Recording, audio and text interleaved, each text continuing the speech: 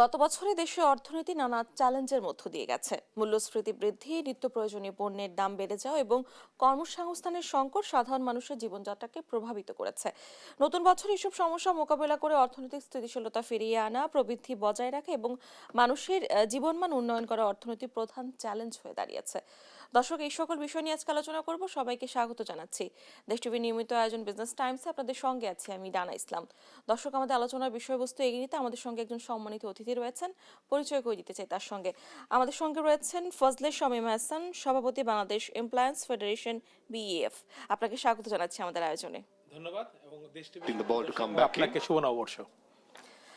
আমি শুরুতেই যেমনটা বলছিলাম যে আমাদের গত বছরেও নানামুখী সমস্যার মধ্য দিয়ে আমাদের অর্থনীতি গেছে। এই যে বর্তমান নতুন বছর শুরু হয়েছে, নতুন বছরে কি কি সমাধান দিয়ে শুরু করা উচিত বলে আপনি মনে করেন? এই বিষয়ে আপনার কাছে জানতে চাই। গত বছর তো আমাদের আসলে খুবই খারাপ গেল। আপনি যদি লোকাল বিজনেস বলেন বা ইন্টারন্যাশনাল বিজনেস বলেন, সবখানেই আমাদের দেশের প্রবৃদ্ধি মাইনাস বলা যায়। এবং অনেক দিন পরে এরকম একটি খারাপ বছর আসলে আমরা পার করলাম। সেই সাথে আপনার আইন শৃঙ্খলা পরিস্থিতি, ইভেন আপনার অন্যান্য যেই সূচকই বলেন না কেন, প্রায় সকল সূচকই আমাদের আসলে খারাপ গিয়েছে।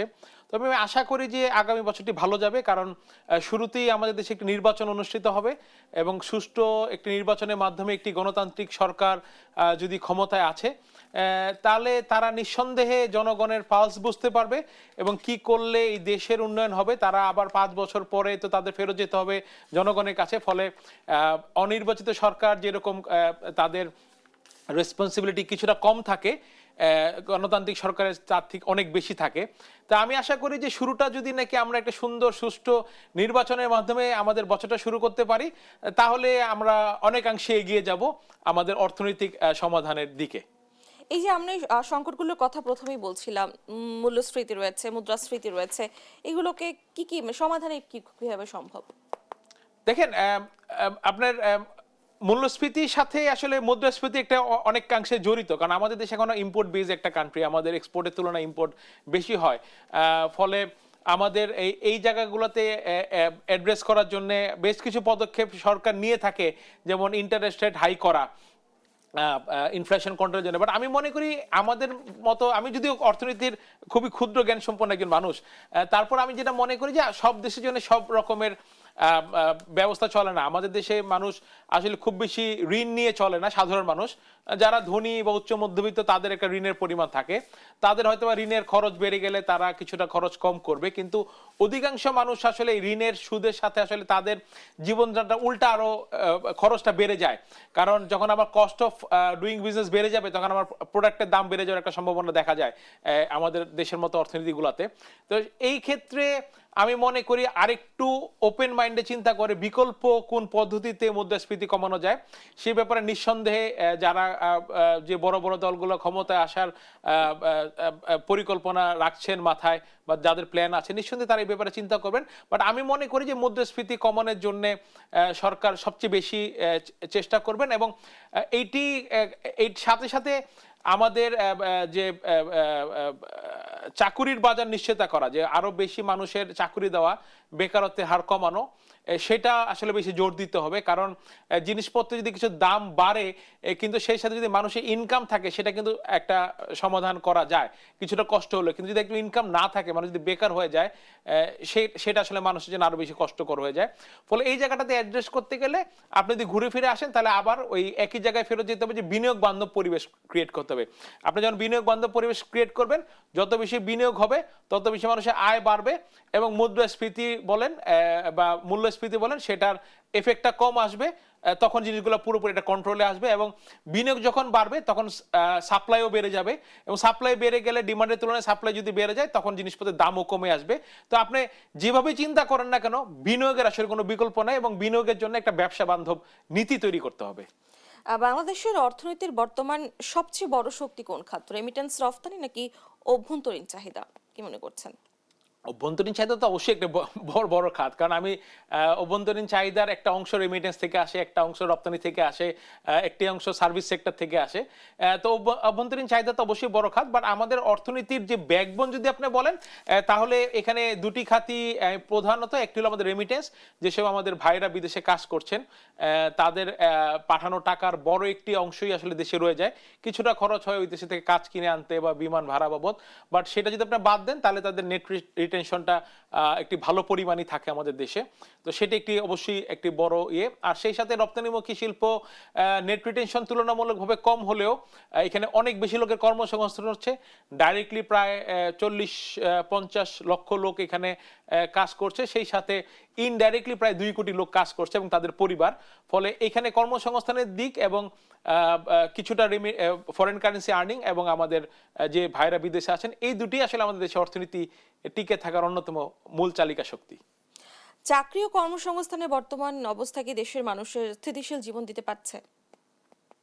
যদি এক কথায় উত্তর বলেন, না। কারণ আমাদের বর্তমানে যে ওভারঅল যে সিচুয়েশন, আমাদের আমরা যেটা বলি লেবার মার্কেটটা আসলে এখন কারোই অনুকূলে নাই। না একজন যিনি বিনিয়োগকারী, আমি যদি বড় আকারে বলি টেক্সটাইল অ্যাপারেল সেক্টর, যেটা সবচেয়ে বেশি আমাদের এখানে কর্মসংস্থান সৃষ্টি করেছে, তাদের অনুকূলেও নাই। আবার যদি আপনি বলেন যে যিনি চাকরি গ্রহীতা, যিনি চাকরি করছেন, যে আয়, সে আয় দিয়ে তার একটি শোভন জীবনযাপন করাটাও বেশিরভাগ মানুষের পক্ষে সম্ভব হচ্ছে না। সেটা যদি আপনাকে শ্রমিক বলেন বা একজন কর্মচারী কর্মকর্তা বলেন, এই টোটাল জায়গাটাতে আসলে অ্যাডজাস্টমেন্টটা সরকারের করতে হবে। কারণ জীবনযাত্রার কিছু ব্যয় আসলে সরকারেরই নির্বাহ করা উচিত। আমাদের দেশে যখন আমরা ট্যাক্স দিই, তখন সেই জিনিসগুলো সরকার আমাদেরকে দিবে বলে আমরা আসলে ট্যাক্সগুলো দিই। কিন্তু সরকার সেই জায়গাগুলোতে, যেমন শিক্ষা বলেন, চিকিৎসা বলেন, এই জায়গাগুলোতে আমাদের নিম্ন আয়ের মানুষদের অনেক বড় একটা অংশ খরচ হয়ে যায়। সেই জায়গাটাতে সরকারের নজর দেওয়া প্রয়োজন। এই যে এত এত কারখানা বন্ধ হয়ে যাচ্ছে, এই ক্ষেত্রে দেখা যাচ্ছে বেকারত্ব অনেক বেশি হারে বেড়ে গেছে। এক্ষেত্রে কোনো পদক্ষেপ কেন নেওয়া হচ্ছে না? দেখেন, কারখানা বন্ধ হচ্ছে একটি দিক, সবসময় আপনি যদি ইতিহাসে সবসময় দেখেন, কারখানা বন্ধ হবে, নতুন কারখানা হবে, এইভাবে একটা জিনিস চলতে থাকবে। আমরা বলি যে নদীর একুল ভাঙে তো অন্য কুল গড়ে, এরকম একটি কারখানা বন্ধ হবে, আরেকটি কারখানা গড়ে উঠবে। কিন্তু এটা এখন বর্তমানে যে সমস্যাটা হচ্ছে, সেটা নতুন কোনো কারখানা গড়ে উঠছে না, শুধু কারখানা বন্ধ হচ্ছে। সমস্যাটা সেখানে, কারখানা বন্ধ হওয়াটা যতটা সমস্যা, তার থেকে বড় সমস্যা না নতুন কারখানা গড়ে উঠছে না। এবং নতুন কারখানা গড়ে ওঠার জন্য যে পরিবেশটা থাকা দরকার, সেই পরিবেশটা আসলে একজন বিনিয়োগকারী পাচ্ছে না। আপনি যদি পরিবেশটা বলতে, আপনি যদি জিজ্ঞেস করেন যে কি পরিবেশ, আমি বলবো যে এখানে আমার ইউটিলিটি লাইন দরকার, ইনফ্রাস্ট্রাকচার গড়ে তোলা দরকার। সেটা একদমই গড়ে ওঠে নাই। বিগত কয়েক বছর ধরে তো আমাদের গ্যাস লাইন দেওয়াই হচ্ছে না। ইলেকট্রিক লাইন নিতে গেলে নানান রকমের লাল ফিতা দৌরাত্ম আমাদেরকে পেতে হচ্ছে। এটি একটি সমস্যা। তারপর নতুন করে যোগ হয়েছে গত 2 বছর ধরে কস্ট অফ ফান্ড। 14% 15% যদি নাকি আমার কস্ট অফ ফান্ড থাকে একটা ব্যাংকে দেওয়ার জন্য, তাহলে আমি ব্যবসা করব কি, প্রফিট করব কি, এটা তো আমার ফিজিবিলিটি আসতেছে না। বলে মানুষ এখন এই ইন্টারেস্ট রেটে আর কোনো বিনিয়োগ করতে কেউ আগ্রহী হচ্ছে না। তার থেকে ব্যাংকে রেখে যদি আমি 14% কামাতে পারি, তাহলে আমি তো কষ্ট করবো কেন 10% প্রফিটের জন্য? তো আসলে এই মানে বিনিয়োগের পরিবেশ তৈরি না হতে তো আপনার বেকারত্বের হার বাড়তি থাকবে, কারণ পুরোনো ফ্যাক্টরি বন্ধ হবে, কিন্তু নতুন ফ্যাক্টরি গড়ে উঠছে না। এক্ষেত্রে কি প্রয়োজন বলে আপনি মনে করছেন? অবশ্যই সরকার একটি মাস্টার প্ল্যান থাকা দরকার, যে কিভাবে নতুন বিনিয়োগ আসবে। আপনি যদি মনে করেন যে এইরকম ছড়িয়ে ছিটিয়ে ইন্ডাস্ট্রি নতুন করে দেওয়া হবে না, আমি মনে করি হ্যাঁ ঠিক আছে, দেয়া রাইট, ছড়িয়ে ছিটিয়ে দেওয়া হবে না, বাট আমি কোথায় করব? আপনি ইকোনমি জোন তো রেডি না। আমি তো চাইলেই নতুন একটা ইকোনমি জোনে যেতে পারছি না। যে প্রাইভেট ইকোনমি জোনগুলো আছে সেগুলো অনেক বেশি এক্সপেন্সিভ। আমার নিজস্ব জমি থাকতে আমি সেখানে যাব কি হবে? তো এখানে একটা সরকারের মাস্টার প্ল্যান থাকা, যে যার জমি আছে জমিটা কোথায় অবস্থিত, একদম ঢাকা শহরের ভিতরে বা কোনো চট্টগ্রাম শহরের ভিতরে কিনা, একটু আউটসাইড হলে তাকে 10 বছরের জন্য একটা বিনিয়োগের পারমিশন দেওয়া, এর ভিতরে ইকোনমি জোনগুলো রেডি করে ফেলা। তার সাথে সাথে যে হেভি ইন্ডাস্ট্রিয়ালাইজেশনের জন্য আমাদের ফান্ডটা কোত্থেকে আসবে? আপনি বলতে পারেন আমাকে যে দেখেন, হেভি ইন্ডাস্ট্রির জন্য ফান্ড তো ব্যাংক থেকে নেওয়ার কথা না, আপনার বন্ড মার্কেট থেকে বা শেয়ার মার্কেট থেকে টাকাগুলো নেওয়ার কথা। বাট আমরা তো সেই মার্কেটটাও রেডি না। আমরা যেরকম ভাবে একটা শেয়ার মার্কেট আমাদের আছে, এই মার্কেটটা কোনো একটা সুষ্ঠু শেয়ার মার্কেট বলা যায় না। আগের একজন অর্থমন্ত্রী বলেছিলেন যেটা জুয়ারিদের জায়গা হয়ে গেছে অনেকটা। সত্যিকারে যারা বিনিয়োগকারী, সত্যিকারে যারা ক্ষুদ্র বিনিয়োগকারী, তাদের জন্য তো শেয়ার মার্কেটটা না। আবার আমি যে ইনভেস্টমেন্ট নিতে আসবো এখান থেকে, মাঝারি আকারে বা একটা ক্ষুদ্র আকারে ইনভেস্টমেন্ট নিবো, সেটাও আমার অনুকূলে না। তো এই জায়গাগুলোতে যদি নাকি আপনি ঠিক না করেন, শেয়ার মার্কেট ঠিক না করেন, আপনি যদি কস্ট অফ ফান্ডের খরচ না কমান, তাহলে নতুন বিনিয়োগ বাড়বে না। আমার ইউটিলিটি লাইন আমাকে রেডি করে দিতে হবে, আমার বিনিয়োগের পজিশনগুলো একটা ইন্টারনাল স্ট্যান্ডার্ডে একটা যেটা লজিক্যাল স্ট্যান্ডার্ড সেটা ঠিক করে দিতে হবে, এবং সেই সাথে ল অ্যান্ড অর্ডার পজিশন ঠিক করতে হবে। এই তিনটা ঠিক করবেন, দেখবেন যে বিনিয়োগ অটোমেটিক আসবে, সেখানে সরকার আর বাকি আর কিছু করতে হবে না। এই যে ডলার সংকট ও আমদানি জটিলতা, এই দুইয়ের মধ্যে কোনটি পোশাক খাতের জন্য সবচেয়ে বেশি ক্ষতিকর?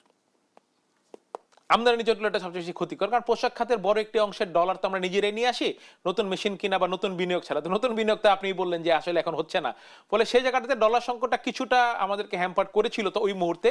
বাট আপনি যদি দেখেন গত এক বছর ধরে ডলারের সংকটটা নাই, কারণ যারা হুন্ডি করতো, যারা টাকা পাচার করতো, যারা ব্যাংক লুটেরা ছিলেন, ওনারা কেউই আর এখন মার্কেটে নাই, ফলে পাচারটা অনেকাংশে কমে এসেছে, এবং যারা দুর্নীতিবাজ অফিসার ছিলেন, কর্মকর্তা, ওনারাও দুর্নীতিটা কিছুটা কমিয়ে দিয়েছেন, টাকা পাচার করছেন না। ফলে এই জায়গাটাতে আমাদের সমস্যাটা ডলারের ক্ষেত্রে এখন নাই।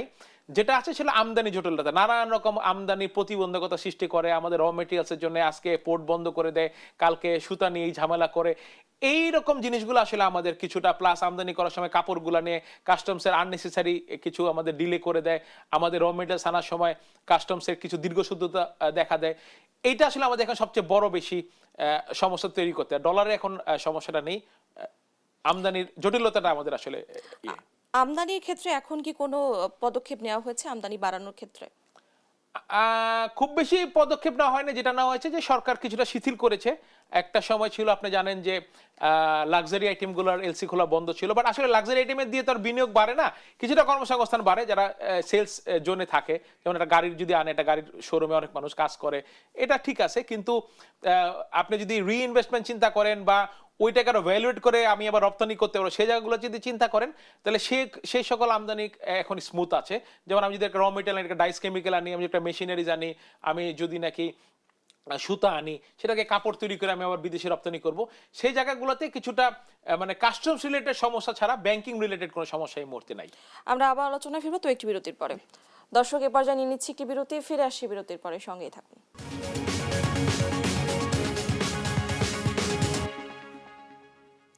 বিরতির পর সবাইকে আরো একবার স্বাগত জানাচ্ছি। আমরা ফিরে যাচ্ছি আমাদের আলোচনায়।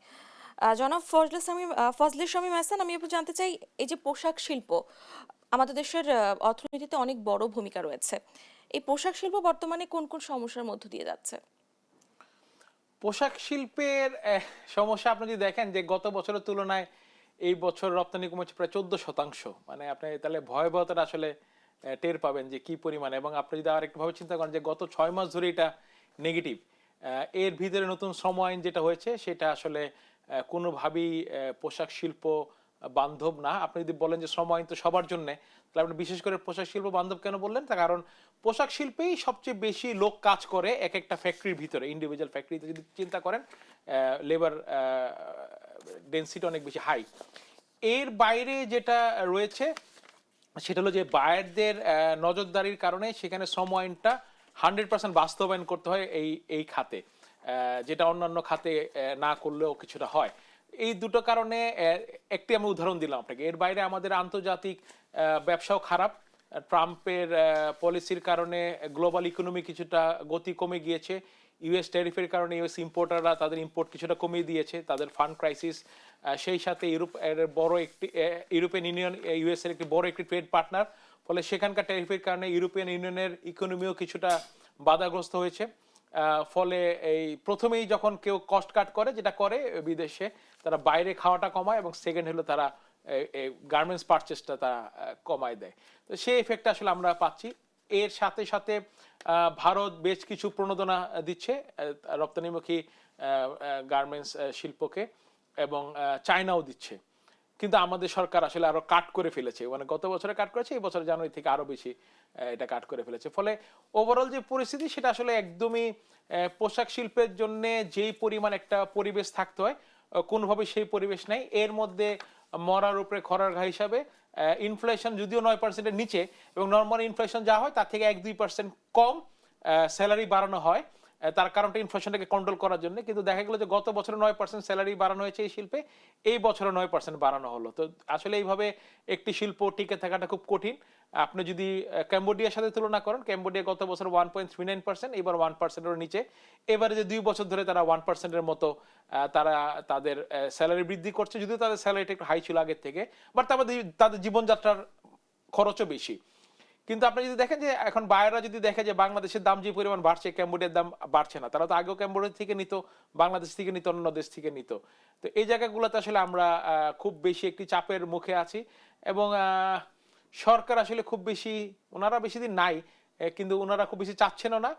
এবং ওনাদেরকে যদি এখন তফসিল ঘোষণা হয়ে যাওয়ার পরে ওনারা কাজের কাজ করতে না পারলে অন্যান্য কাজগুলো ঠিকই করতেছেন, মানে যেগুলো করার কথা না, বাট কিভাবে এই সেক্টরটাকে অন্তত একটি কোরামিন দিয়ে বাঁচিয়ে রাখা যায় সেই বিষয়টা ওনারা আসলে চিন্তা করছেন না। এবং আমার মনে হয় যে কিছুটা সমন্বয়েরও অভাব রয়েছে বাণিজ্য মন্ত্রণালয়, শ্রম মন্ত্রণালয়, অর্থ মন্ত্রণালয়ের ভিতরে, তারা যে একটি সমন্বিতভাবে টোটাল শিল্পকে, মানে ইন্ডিভিজুয়াল ফ্যাক্টরি না, যে এই ফ্যাক্টরির মালিক জেলে, এই ফ্যাক্টরির মালিক বিদেশে পালিয়ে গেছে, তাদেরকে রক্ষা করা, তাদের ফ্যাক্টরিটার বেতন দেওয়া, আমি সেই লেভেলে কথা বলছি না। আমি বলছি ওভারঅল মাইক্রো লেভেলে যদি নাকি আপনার কিভাবে এই সেক্টরটাকে টিকে রাখা যায় সেরকম কোনো সমন্বিত উদ্যোগ এই মিনিস্ট্রিগুলো নাই।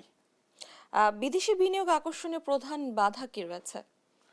বাংলাদেশি বিদেশি বিনিয়োগ তো পরের কথা, আমাদের লোকাল বিনিয়োগকারী তো বিনিয়োগ করতে পারছে না। আপনি যদি দেখেন গত এক বছর তেমন কোনো বিনিয়োগ হয় নাই। আর আপনি যদি বলেন যে বিদেশি বিনিয়োগ বান্ধব পরিবেশ কিনা, আমি যদি বলি যে একজন বিদেশি বিনিয়োগকারী বাংলাদেশে ট্যাক্স দিবে, তার নামে তাহলে একটা তার নিজস্ব নামে যে মোবাইল ফোনটা রেজিস্টার্ড করা আছে সেই মোবাইল ফোনে তার একটা SMS যাবে। একজন বিদেশি নাগরিক যিনি এখানে বিনিয়োগ করছেন তিনি কি তার নামে একটা মোবাইল ফোন রেজিস্টার করতে পারবে? আপনি আইনগতভাবে পারবেন, আপনার NID লাগবে।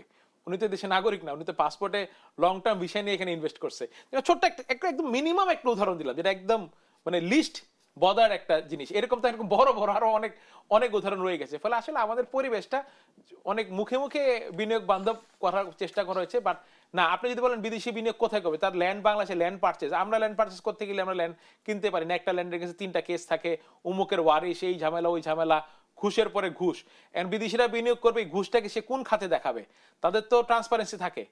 তো আমরা তো নাহলে ঘুষ দিয়ে এটা আদার রেভিনিউ করে এটা NBR এর সাথে একটা ম্যানেজ করে ফেলি, কিছু ওইখানে আবার কিছু ঘুষ দিয়ে, টাকা দিয়ে, ঘুষের উপরে ঘুষ দিয়ে আমরা সেই খরচটাকে আমরা অ্যাপ্রুভ করাই। বাট বিদেশিরা যে এই কাজটা করতে পারবে না, তাহলে সে কিভাবে আপনি আমাকে বলেন যে এখানে ইনভেস্টমেন্টটা করবে? আপনি যদি বলেন তাকে স্পেশাল ইকোনমির জন্য যেতে, স্পেশাল ইকোনমির জন্য সরকারের যেটা আছে মিরেশরাই, সেখানে পানির কোনো ব্যবস্থা নাই। হ্যাঁ, তো যেগুলো ড্রাই প্রজেক্ট সেগুলো হয়তো বিনিয়োগ হবে, বাট যেগুলোতে পানি লাগবে সেগুলো হচ্ছে না। এরকম আসলে বিনিয়োগের জন্য যে পরিবেশটা ক্রিয়েট করা দরকার, আমাদের লোকাল শিল্প মালিকদের জন্যই সেটা নাই। যে বিদেশিরা কতটুকুই বা করবে, করতেছে সার্ভিস সেক্টরে হবে, রিইনভেস্টমেন্ট হচ্ছে। একটি বড় বাংলাদেশের ট্রেডিং কোম্পানি, কথার কথা তারা অন্যখান থেকে আউটসোর্স করে বাংলাদেশে একটা MNC গুলো আছে, বিভিন্ন প্রোডাক্ট সেল করে, সেই প্রফিটটা তারা না নিয়ে তারা আবার এটা মার্কেটিং এর পিছনে খরচ করতেছে। ফলে আপনি ডেটাতে দেখতে পারবেন যে প্রচুর পরিমাণে বিদেশি বিনিয়োগ। কিন্তু আপনি যদি বলেন যে কর্মসংস্থানমুখী, এই দেশের নেট প্রিটেনশনমুখী বিদেশি বিনিয়োগ কতটুকু, সেখানে গিয়ে আপনি আসলে কোনো ফ্রুটফুল বা কোনো ভালো রেজাল্ট দেখতে পাবেন না। বাংলাদেশি বিনিয়োগ বান্ধব পরিবেশ গড়ে তোলার ক্ষেত্রে কি করা প্রয়োজন? এটা আমি আপনার প্রথম অংশে উত্তর দিয়েছিলাম যে প্রথমত আমার ইউটিলিটিস গুলোকে ইউজ করতে হবে এবং একটা মাস্টার প্ল্যান দিতে হবে আমাদেরকে, শর্ট টার্ম, মানে শর্ট টার্ম মাস্টার প্ল্যান। আমি 30 বছর 40 বছর মেয়াদি বলছি না, 10 বছর মেয়াদি একটা মাস্টার প্ল্যান দিতে হবে। এবং সেই সাথে আমাদের কস্ট অফ ফান্ড কমিয়ে, এবং আমি বলতে পারি যেটা ব্যাংক থেকে কমানোর সাথে সাথে আপনি আমার শেয়ার মার্কেট, বন্ড মার্কেটকে আরো বেশি ইজি অ্যাক্সেসেবল করতে হবে। আমি এটাকে কিন্তু কমপ্লায়েন্স নষ্ট করতে বলছি না, আমি এটাতে কোনো লুটপাট আসুক, লুটেরা আসুক, নানা রকম বন্ডের মাধ্যমে আমরা দেখেছি বড় বড় গ্রুপ 3000 কোটি 1500 কোটি টাকা তুলে নিয়ে গেছেন। আমি সেই রকম মার্কেট চাচ্ছি না, বাট একটা সত্যিকারের চেক অ্যান্ড ব্যালেন্স, যিনি সত্যিকারের ব্যবসায়ী উনি এখান থেকে যেন তার অ্যাকচুয়াল ফ্যাক্টরি মূল্যের যেন বিনিয়োগ নিতে পারেন ওপেন মার্কেট থেকে, সেই ব্যবস্থাটা অবশ্যই করা প্রয়োজন। আদারওয়াইজ বাংলাদেশের বিনিয়োগ কখনোই হবে না। আমি যদি একটা উদাহরণ দিই, আপনি বিদেশি বিনিয়োগ বললেন, একজন বিদেশি এই দেশে বিনিয়োগ করবেন, তার তো প্রথম প্ল্যানটা কি থাকবে যে আমি এই দেশের নাগরিক না, এই দেশের পার্মানেন্ট না, একটা সময় আমি এই দেশ থেকে চলে যাব। কারণ আমি যখন বিদেশে যাই বা আমার একটা লোক কাজ করতে যাক, ব্যবসা করতে যাক, ওটা তো আমার দেশ না, আমার দেশ তো বাংলাদেশ। তো আমার তো একটা না একটা সময় ফেরত আসতে হবে এই দেশে। তো আমি ওই দেশে যে টাকাটা বিনিয়োগ করবো, এটা আমি কিভাবে ফেরত নিয়ে আসবো? তো আমার তো শেয়ার মার্কেট এনাফ স্ট্রং না। আমি যে পাবলিক লিমিটেড কোম্পানি করে এক সময় আমার শেয়ারটাকে আরেকজনের কাছে তুলে দিয়ে আমি চলে যাব বা পাবলিকলি সেল করব, এই মেকানিজমগুলো তো খুব বেশি ভালো মতন নাই, আছে কিন্তু ক্লিয়ার না, ট্রান্সপারেন্ট না। তো এই জায়গাগুলোতে তো আপনি যদি কাজ না করেন, তাহলে বিদেশি বিনিয়োগ তো ওই পরিমাণে আসবে না। ব্যাংকিং খাতের বিষয়ে জানতে চাই, ব্যাংকিং খাতের দুর্বলতা অর্থনীতিতে কতটা প্রভাব ফেলছে বলে আপনি মনে করেন? ব্যাংকিং খাত, আমি মনে করি সরকারের যে সাফল্য বড় আছে সেটা ব্যাংকিং খাতে আছে। আবার ব্যাংকিং খাতে একটি খারাপ দিকও আছে, কারণ ব্যাংক খুব একটি মানে সেন্সিটিভ জায়গা। দুনিয়ার কোনো ব্যাংক যদি তার সম্পূর্ণ গ্রাহকটা টাকা 1 মাসের মধ্যে তুলতে আসে, ওই ব্যাংক টিকবে না, দুনিয়ার কোনো ব্যাংক টিকবে না। কিন্তু আমাদের এখানে এই সরকার আসার পরে বিভিন্ন ব্যাংকের নামে যেভাবে বলা হলো বা একটি একটি গ্রুপের নামে, তারা খারাপ ভালো আমি সেই তর্কে যাব না, বাট সেভাবে বলা হয় যে ব্যাংকগুলাকে মানে অনেকটা ইন্টেনশনালি মানে খারাপটাকে উন্মোচন করা হলো এবং গ্রাহকদের মধ্যে একটা অনাস্থা সৃষ্টি করা হলো। এর মাধ্যমে কিন্তু প্রচুর পরিমাণে ব্যবসায়ীরা বাধাগ্রস্ত হলো এবং তারা কিন্তু অনেক ফ্যাক্টরি এই কারণে বন্ধ হয়ে গেল। আপনি যেটা বলছিলেন যে অনেক ফ্যাক্টরি বন্ধ হয়ে গেছে, এটা একটা অন্যতম প্রধান কারণ ব্যাংকিং খাত। এখন আপনি বলতে পারেন যে না, এটা একটা রিস্ট্রাকচার হচ্ছে, একটা নতুন করে তৈরি করা হচ্ছে, ভালো জিনিসের দিকে যাওয়া হচ্ছে। ভালো জিনিসের দিকে যাওয়া হচ্ছে যে বারবার সাধুবাদ জানাই, কিন্তু ভালো জিনিসের দিকে যাওয়ার ক্ষেত্রে কিছু মানুষকে ক্ষতিগ্রস্ত না করেও হয়তোবা আমার মনে হয় যে এই ওপেনলি ব্যাংকগুলো খারাপ না বলে আপনি ভিতরে ভিতরে এটাকে স্ট্রাকচার করতে পারতেন, ভিতরে ভিতরে আপনি এগুলাকে সংস্কার করে আপনি ভালোর দিকে যেতে পারতেন। কিন্তু ঘোষণা দিয়ে যাওয়ার কারণে যেটা হলো সেটা হলো ব্যাংকগুলোর প্রতি মানুষের আস্থা উঠে গেল এবং ব্যাংকগুলো খুব জলদি ডিফল্টার হয়ে গেল, ব্যাংক ডিফল্ট হয়ে গেল। ফলে তাদের যে ভালো পার্টি ছিল তারা নিজেরা মানে কোনো কারণ ছাড়া তারা ক্ষতিগ্রস্ত হলো। বাট তার এই কারণে আমাদের ব্যবসা বাণিজ্যে অনেক একটা বড় একটা ধাক্কা পড়েছে। বাট আমি মনে করি যে এখন থেকেও যদি নাকি এগুলাকে একটু সুন্দর করে হ্যান্ডেল করে ব্যাংকগুলোকে যদি নাকি একটি স্ট্রাকচারে দাঁড়া করানো যায় এবং মানুষের মানে যিনি গ্রাহক তার ভিতরে যদি আস্থাটা ফেরত আনা যায়, তাহলে ব্যাংকিং সেক্টর দাঁড়াবে। এবং আমার যে নন পারফর্মিং লোন আছে এখান থেকে এগুলোকে সবগুলো এক করে ফেলছে। এখানে দুই রকমের আছে। এক ধরনের গ্রাহক যিনি লোন নিয়ে পালিয়ে গিয়েছেন, উনি ফেরত না দেওয়ার জন্যই লোনটা নিয়েছেন। এদেরকে আমি আসলে গ্রাহক না বলে লুটেরা বলবো। এই লুটেরা যারা আর মানে উইলফুল ডিফল্টার। আরেকজন আছে যে তারা রাজনৈতিক কারণে হোক বা আন্তর্জাতিক ব্যবসার কারণে হোক অথবা এই ব্যাংকগুলা নিজেরা পারফর্ম করতে না পারার কারণে আমার ব্যাংক আমাকে ব্যাক টু বিগেলসি দিতে পারেনি সময় মতন, আমি বায়ারের কাছে ডিফল্ট হয়ে আমি আমার টাকা হারিয়েছি। এখন আমার সাথে যদি ওই লুটেরাদের সাথে মিলিয়ে ফেলেন তাহলে তো হবে না। ফলে এই দুটাকে ভাগ করে লুটেরাদের কথা আলাদা করে যদি নাকি আপনি ওই ব্যাংকের কস্ট অফ ফান্ড হিসাব করেন তাহলে ইন্টারেস্ট রেট অনেক কমে আসবে এবং সাধারণ ব্যবসায়ীরা একটু স্বস্তির ভিতরে ব্যবসা করতে পারবে। এবার লুটেরাদের টাকাটা আপনি তাদের সম্পত্তি বিক্রি করে বা তাদেরকে কিভাবে এক্সিট পলিসি দিয়ে বা কি করবেন সেটা আপনি বড় সরকারের সর্বোচ্চ মহলে সিদ্ধান্ত নেন। কিন্তু সেটাকে আলাদা যদি না করেন, এই নন পারফর্মিং লোন আপনি 30% 40% দেখাচ্ছেন, এর মধ্যে উইলফুল কতজন মানে লুটেরা কতজন আর লুটেরা ছাড়া কতজন, এটার জন্য আমি মনে করি একটা কমিশন হওয়া দরকার, অনেক স্ট্রং কমিশন করে এটাকে আলাদা করা প্রয়োজন। আমরা আবার আলোচনায় ফিরবো, তবে একটি বিরতির পরে। দর্শক, এই পর্যায়ে নিয়ে নিচ্ছি আরো একটি বিরতি। ফিরে আসি বিরতির পরে, সঙ্গেই থাকুন।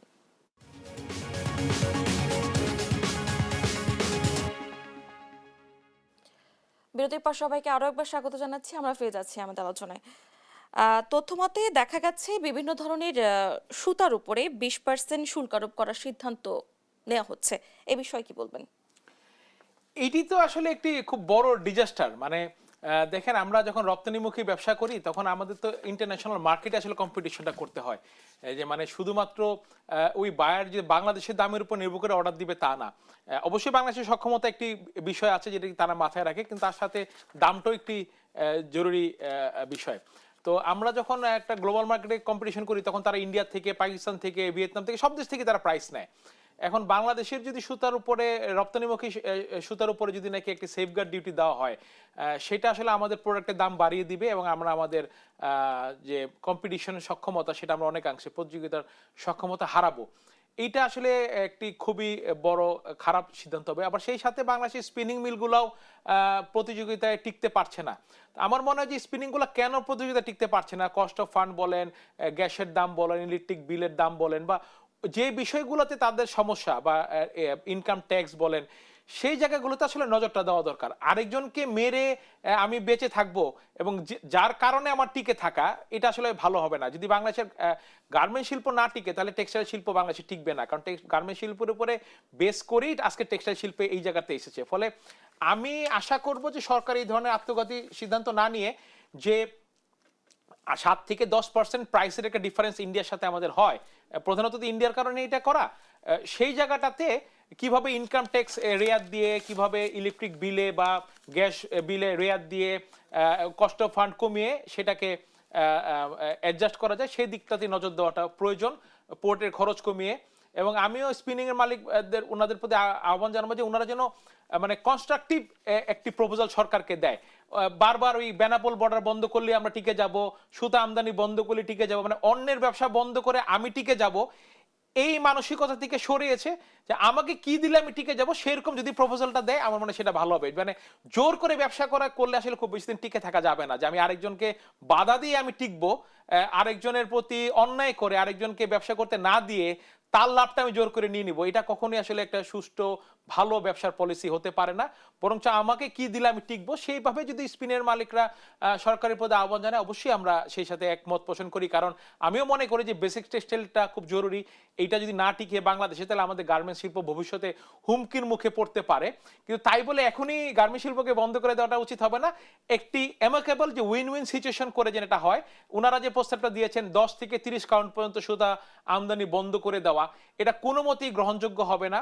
এটা 10 থেকে 26 ম্যাক্সিমাম বা 12 থেকে 26 এরকম যদি একটা কাউন্ট করা হয়, তাহলে ওনাদেরও হয়তো 30% 20% সুতা বিক্রি বাড়বে, এবং আমাদেরও ওনারা সব সুতা বন্ধ করে দিতে পারবেন না, ফলে একটা চেক এন্ড ব্যালেন্স থাকবে। কিন্তু 10 থেকে 30 সুতার উপরে এই সেফগার্ড ডিউটি বসানো এটা কখনোই গ্রহণযোগ্য না। এবং যিনি বিদেশি বিনিয়োগকারী বলেন, লোকাল বিনিয়োগকারী বলেন, আমি যখন রপ্তানিমুখী শিল্পে ইনভেস্ট করেছি, আমি কিন্তু জেনেই করেছি যে আমাকে এই বন্ডের সুবিধা দেওয়া হবে এবং আমি এর ভিতরে ডিউটি ফ্রি পণ্য এনে আবার পূর্ণ রপ্তানি করবো, এই দেশে ব্যবহার করব না। এইটা যদি আমার থেকে কেড়ে নেওয়া হয়, তাহলে তো আমি সরকারের বিরুদ্ধে কেস করতে আমি বাধ্য হবো, কারণ সরকার আমাকে একরকম কমিটমেন্ট দিয়ে আমাকে বিনিয়োগ করিয়েছে। এখন যদি নাকি আমাকে মাঝপথে সে নদীতে ফেলে দেয়, তাহলে তো এটা হবে না। আমাকে হয় তাহলে আপনি আমার কোম্পানি নিয়ে নেন আমার ভ্যালুয়েশন ধরে, অথবা আপনি আমাকে আমাকে যে কমিটমেন্ট করেছিলেন সেটা করতে দেন, একটা লং টার্ম আপনি পলিসি তৈরি করেন। কালকে বন্ধ করে দিবেন বেনাপোল পোর্ট, আজকে বন্ধ করে দিবেন আপনি আমার সুতা আমদানি, এইভাবে তো আমি রপ্তানিমুখী বাণিজ্যে টিকতে পারবো না। ফলে আমি আবার লোকাল স্পিনিংরাও যদি সমস্যা থাকে, তাহলে কোথায় তাদের সমস্যা, তারা কেন প্রাইসিং এ পারছে না, পার্শ্ববর্তী দেশগুলো কি সুযোগ সুবিধা দিচ্ছে, সেটা নিয়ে আলোচনা করে সেভাবে আসলে সমাধান করতে হবে, আরেকজনকে মেরে না। জাতীয় নির্বাচন কেন্দ্রিক বিরোধ অর্থনীতিতে দুশ্চিন্তা বাড়াচ্ছে বলে অনেকে মনে করেন, এ বিষয়ে আপনার পর্যবেক্ষণ কি? এইটা নির্বাচন আসলে আমাদের যে অসহিষ্ণু আচরণ আমাদের জাতিগতভাবে সেটা প্রতিফলিত হয়। তা আমি মনে করব যে এইবার আসলে বৃহৎ দল যেটা বর্তমানে আছে আমাদের দেশে, বাংলাদেশ জাতীয়তাবাদী দল, ওনার যিনি চেয়ারম্যান, বর্তমান চেয়ারম্যান, উনি যেরকম আস্থাতে নিচ্ছে বিরোধী দলদেরকে, আমি দেখলাম যে উনি বিরোধী দলীয় নেতাদের সাথে মিটিং করছেন বেগম খালেদা জিয়ার মৃত্যুর পরে। আমি মনে করি যে এটা একটি খুবই পজিটিভ দিক। উনি ওনার দলের সমর্থকদের কিন্তু এই বার্তাটা দিচ্ছেন যে রাজনীতির জায়গায় থাকবেন। এবং আপনি দেখবেন যে ম্যাডাম খালেদা জিয়ার কিন্তু খুব একটা বিখ্যাত একটা ওনার ভাষণ আছে, ওনার স্পিচ আছে যে রাজনীতির জায়গায় থাকবে, কিন্তু তাই বলে সম্পর্ক নষ্ট হবে না। এই যে দেখেন একটা কত বড় ভিশন, এই ভিশনটা যদি বাংলাদেশের রাজনীতিবিদরা গ্রহণ করতে পারে, আমার মনে করে তাহলে এই নির্বাচন কেন্দ্রিক এই মারামারি কিছুই থাকবে না। নির্বাচনের দিন নির্বাচন হবে, সুষ্ঠু নির্বাচন হবে। আমি ফেল করলে আমি মেনে নিব, আমি ফেল করছি, আমি পাস করলে আমার প্রতিদ্বন্দ্বী মেনে নিবে আমি পাস করেছি, এবং 5 বছর আমি সুন্দর মতন চালাবো। আমি যে অন্যায় করব 4 বছর পরে গিয়ে আবার 1 বছর আপনার সেই অন্যায়টা জনগণের মাঝখানে তুলে ধরবেন। জনগণ যদি মনে করে যে হ্যাঁ আমি 4 বছর অন্যায় করেছিলাম, জনগণ আমাকে ভোট দিবে না, আরেকটা সুষ্ঠু নির্বাচনের মাধ্যমে আমাকে ক্ষমতাচ্যুত করা হবে। কিন্তু আমি মনে করি এই যে একটি সুষ্ঠু মানে ক্ষমতা হস্তান্তর, এইটার গ্যারান্টিটি আসলে দিতে পারে একটা সুষ্ঠু নির্বাচনের। এবং এই আমাদেরও চেঞ্জ হতে হবে, কারণ এত কিছু চেঞ্জ হয়েছে, আর আমরা যদি আগের মতোই নির্বাচন কেন্দ্রিক মারামারি সহিংসতা খুনাখুনির মধ্যে থাকি, এইটা থেকে আমাদের বের হয়ে এসে একটি সুষ্ঠু নির্বাচন। এবং সবচেয়ে বড় আজকাল যেটা সমস্যা দেখেছে, অনলাইনে মিথ্যা কথা বলা, অনলাইনে গুজব প্রচার করা, এটা থেকে আসলে, এটা তো আল্লাহও পছন্দ করে না, কোনো সৃষ্টিকর্তাই পছন্দ করে না। আমার মনে হয় যে এই জায়গা থেকে সরে এসে একটি সুষ্ঠু সুন্দর উৎসবমুখক পরিবেশ আমাদের তৈরি করা প্রয়োজন। নির্বাচন পরবর্তী সময় বিনিয়োগ পরিস্থিতি স্বাভাবিক হবে, এই বিষয়ে কি মনে করেন? আমি শতভাগ নিশ্চিত, যদি একটি সুষ্ঠু নির্বাচন হয় এবং জনগণের সুষ্ঠু ম্যান্ডেট পেয়ে কোনো রকম ডিজাইনের মাধ্যমে যদি কোনো সরকার না আসে, আমি বিশ্বাস করি যে একটি অবশ্যই বিনিয়োগের একটা পরিবেশ সৃষ্টি হবে। রাজস্ব পরিস্থিতিকে কিভাবে দেখছেন? রাজস্ব পরিস্থিতি বাংলাদেশে তো ধরেন আপনি সবাই বলে যে ট্যাক্স জিডিপি রেশিও বিশ্বের মধ্যে সবচেয়ে কম, কিন্তু সেটা বাড়ানোর জন্য আসলে কোনো এনবিআর কর্মকর্তা চেষ্টা করেন না। ওনারা যেটা করেন, ট্যাক্স বাড়ানোর জন্য ইন্ডিভিজুয়াল যারা ট্যাক্স অলরেডি দিচ্ছে তাদের প্রতি কি ওনারা অনৈতিক অন্যায় আচরণ করেন। কিন্তু এটা যে নেট বাড়িয়ে যে বেশি মানুষকে এর মধ্যে এনে অত্যাচার না করে, সেই দিকটা কেউ দেখছেন না। এখানে লুটপাট, ট্যাক্সের নামে লুটপাট হয়, আমার থেকে অগ্রিম টাকা নিয়ে আমাকে ওনাদের হিসাব মতো যে টাকা পাওনা থাকে সেটাকে ফেরত দেন না, ওনারা সেটাকে লুট করে নিয়ে যান আমার কাছ থেকে ওনাদের ক্ষমতা বলে জোর দেখিয়ে। এই জায়গাগুলো বন্ধ করে যে নাকি একটি সুষ্ঠু, এবং আরেকটা বিষয় যে ট্যাক্সের যে হার, সেটা অবশ্যই এটা গ্রহণযোগ্য হার হতে হবে। 15% ভ্যাট যখন আপনার ধার্য করবেন তখন মানুষ আর ভ্যাট দিবে না। যখন আপনি 35% ট্যাক্স ধার্য করবেন এবং আমাকে কোনো সুযোগ সুবিধা দিবেন না, তখন আমি ট্যাক্সের চুরির দিকে আগাবো। কিন্তু আপনি এই দেশের বাস্তবতাতে, এই দেশের আর্থসামাজিক পরিস্থিতিতে যদি নাকি আপনি ন্যায্য ট্যাক্স নির্ধারণ করেন, ভ্যাট নির্ধারণ করেন এবং সেই নেটটাকে যদি বাড়ান, আমি মনে করি ট্যাক্সের হার অনেক বেশি বাড়বে এবং ডাইরেক্ট ট্যাক্স এবং জিডিপি রেশিওটা অনেক বেশি বাড়বে। কিন্তু পূর্ব শর্ত দুইটা, একটা হলো আপনি আমার থেকে অত্যাচার লুট বন্ধ করবেন, দুই নম্বরে একটা সহনশীল হার নির্ধারণ করবেন। বর্তমান যে পরিস্থিতি রয়েছে, বেকারত্ব অনেক হারে বাড়ছে। এই বেকারত্ব হার বা কমানোর ক্ষেত্রে কর্মসংস্থান বৃদ্ধিতে সরকার, শিক্ষা প্রতিষ্ঠান ও শিল্প খাতের সমন্বয় কতটা প্রয়োজন? সেটা তো মানে বেসিক, মানে একদম মানে বেসিক কোশ্চেন এই যে আপনি ধরনের যেটা ভূমিকা করলেন। রাখতে পারে। হ্যাঁ, যে ভূমিকা মানে কি, আপনি দেখেন আমাদের দেখবেন যে এখনো অনেক ক্ষেত্রে আমাদের সঠিক লোকটাকে আমরা চাকরি দিতে পারছি না, সেখানে কর্ম খালি, আবার প্রচুর বেকার। তার মানে কি, আমি যে পজিশনে লোকটা দরকার, যোগ্য লোকের অভাব রয়েছে। সেটাতে একমাত্র উপায় হলো যে শিক্ষা ক্ষেত্রে কর্মমুখী শিক্ষার ব্যবস্থা করা। এটা আমি আমার জন্মের পর থেকে শুনে আসতেছি, কিন্তু সেই তুলনায় কর্মমুখী শিক্ষা আগাচ্ছে না। তার একটা বড় কারণ আমাদের ব্যুরোক্রেটিক যে লেন্দিনেস, ওই কর্মমুখী শিক্ষার জিনিসটা বাস্তবায়ন হতে হতে ওই ওই কর্মমুখীরা ওটা লাগে না, নতুন করে আবার নতুন আরেকটা জিনিস চলে আসে। ফলে আরো খুব কুইক সিলেবাস চেঞ্জের মাধ্যমে আমার মনে হয় যে টেকনিক্যাল আমরা যদি নাকি শিক্ষা ব্যবস্থাটা গ্রহণ করতে পারি, নিঃসন্দেহে এটা খুব আমাদের জন্য উপকারে আসবে। এক্ষেত্রে ক্ষুদ্র ও মাঝারি উদ্যোক্তারা কি ভূমিকা রাখতে পারে?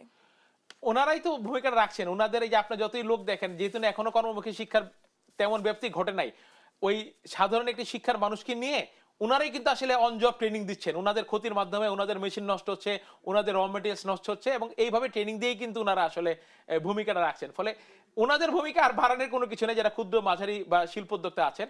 এখন আমার মনে হয় যে সরকারের একটু নজর দেওয়া দরকার কিভাবে শিক্ষা ব্যবস্থাটাকে কাজের মুখী করা যায়। সবশেষ আপনার কাছে আমি জানতে চাই, এই যে নতুন বছর শুরু হয়েছে, অর্থনীতির অনেকমুখী সংকট তো আমরা দেখতে পাচ্ছি। এই সংকট থেকে মোকাবেলার জন্য আপনি কি ধরনের সুবিধা সরকার থেকে চাইছেন? আমি সরকার থেকে সুবিধা, এটা আমরা অনেক বছর ধরে বলে আসি যে সরকার থেকে আমার সুবিধা লাগবে না, অসুবিধাগুলো একটু বন্ধ করে দেন। এই যে নানান রকমের, এই যে আপনি হঠাৎ করে সুদা বন্ধ করে দিবেন, হঠাৎ করে আপনি কাস্টমসের একটা ঝামেলা করবেন, নতুন করে একটা আইন তৈরি করবেন, আমার থেকে বেশি ট্যাক্স নিয়ে ফেরত দিবেন না।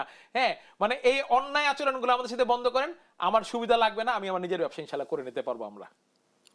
আপনাকে অসংখ্য ধন্যবাদ আমাদের সঙ্গে আলোচনায় যুক্ত হওয়ার জন্য। দর্শক, আমাদের আজকে আলোচনা এই পর্যন্তই। পরবর্তী আয়োজন দেখার জন্য সবাইকে আমন্ত্রণ রইল। ধন্যবাদ সবাইকে।